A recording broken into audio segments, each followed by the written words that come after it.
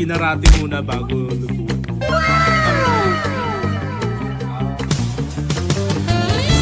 What is up, dogs? Andito tayo ngayon sa Binangon ng Rizal. Pauwi na tayo ng HQ. And time check, it's 3:05 PM. Baka nagtataka kayo kung bakit hapon na kami nag-start. Ito kasi yung nangyari. Bali nagkaroon ng minor accident yung master driller namin si Kuya Terence. And syempre, to the rescue tayo ngayon agad-agad. Sa Baras Rizal nangyari yung aksidente, so dali-dali na tayong dumiretso doon and chinek natin kung ano yung lagay niya. And thanks God, puro gasgas lang yung nangyari sa kanya. Wala namang major injuries or major fractures, wala naman. So safe naman siya. Yun ang pinaka-importante. At maraming salamat din sa Rizal PNP para sa assistance sa kanya at the same time yung pagbibigay sa kanya ng first aid. So ayun na nga yung nangyari. Ngayon pauwi naman tayo ng HQ. Samahan niyo naman kami. Uwi kami ng Antipolo. Tara.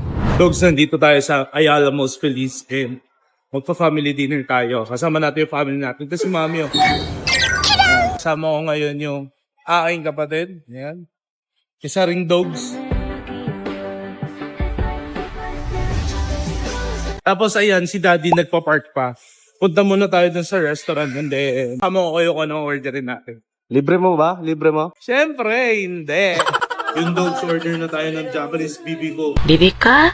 Kumbaga yung yung meat, kinarate muna bago lutuin. Ano gusto mo? Anong gusto mo, me? Ito, teriyaki beef. Ayun dogs, naka-order na tayo dito sa Japanese restaurant ng kimchi. Totoo si mama sa'yo. At saka umorder na rin ako ng bulldog sa Miyang. Kailangan mo na mapatahimik. Isa kang kupal. Kupalugs. Kupag. Tapos sabi sa akin ng waitress, Tingnan mo mukha mo. Ito. Mukhang burat. ayan dogs, dumating na yung order natin. Nagbebenta sila yung parang foam na pink.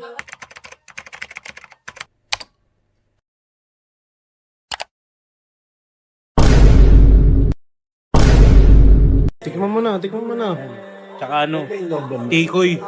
Order tayo dito ng tikoy sa Japanese restaurant.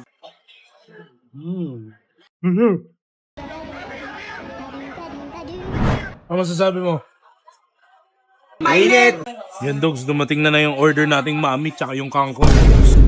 Sarap yan dogs. Shoutout sa'yo Josh Moika. Titikman ko yung kangkong chips mo. First bite. Kabaw ng kanina.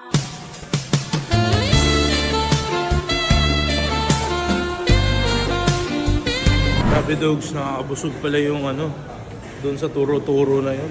Magkano bill mo? 150 lang ata. Hindi nga naluto yung Bicol Express eh. Ayan dogs, nakauwi na tayo dito sa bahay natin sa Antipolo. Gusto ko na magpahinga. Sobrang daming nangyari today. Natulungan natin si Kuya Ter, na-rescue natin siya sa minor accident. Nakauwi tayo dito sa Antipolo, nakasama natin yung family natin, and kapag family dinner tayo, yun, pahinga naman ngayon. Ang tanong natin everyday, ano bang ma-achieve natin today? Shalom, Letra, and daily vlogs, tuloy-tuloy yan. Mainit.